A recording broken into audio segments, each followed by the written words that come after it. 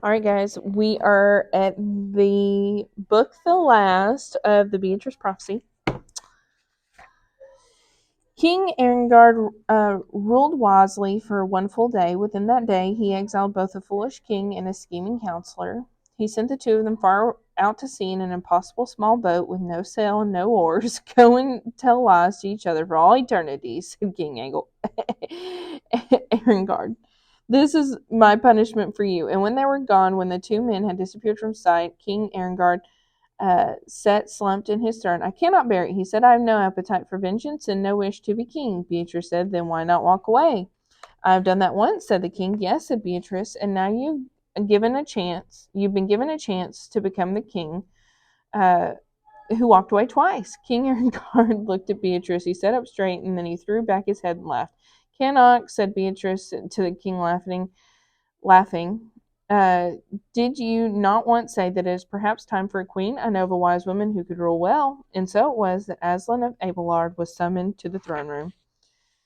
Lady Abelard, said the king, you are a noble woman who wanted your children to be learned, and you had the foresight and the courage to educate Beatrice. Beatrice is too young to be queen. She does not want the crown, in any case, but she believes, and so do I, that you have the wisdom and the fearlessness to lead.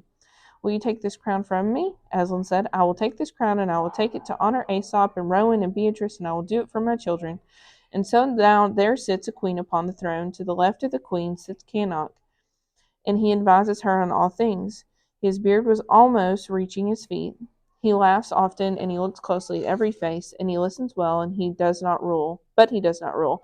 It is Aslan of Abelard who rules, and it is Aslan of Abelard, mother of Beatrice, Aesop, and Rowan, who rules wisely and well. And Beatrice? She stands on a cliff with the great green sea before her. Jack Dory stands to the left of her, and Answellica to the right. Beatrice rests her hand on the goat's head, and the girl and the boy and the goat all look out to sea. And so, by the royal decree of Queen Aslan, we three will go out in the land and teach the people to read, says Jack Dory. All the people, says Beatrice. All the people, says Jack Dory, smiling, and the wind blows Beatrice's hair around her face. She can see far out to sea, very far, and she is smiling too.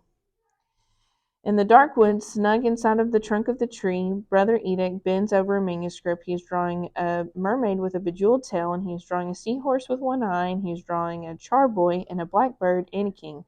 He is illuminating the world of Beatrice's story. He is making a book. He writes the words that end the story. The mermaid looked down and saw that the jewels on her tail were returning. One after the other they appeared. Rosalind laughed out loud to see it. A bee buzzes around Brother Edict's head, and he hums as he works. You will find your way home, said the mermaid to the boy. Here, take this ruby, take this sapphire. I will give them to you with my whole heart, for you are beloved, beloved of me.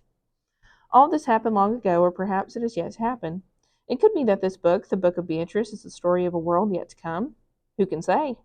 One thing is certain, though. What matters in the end is not prophecies. Ask Brother Edict if that is not so. What does then change the world?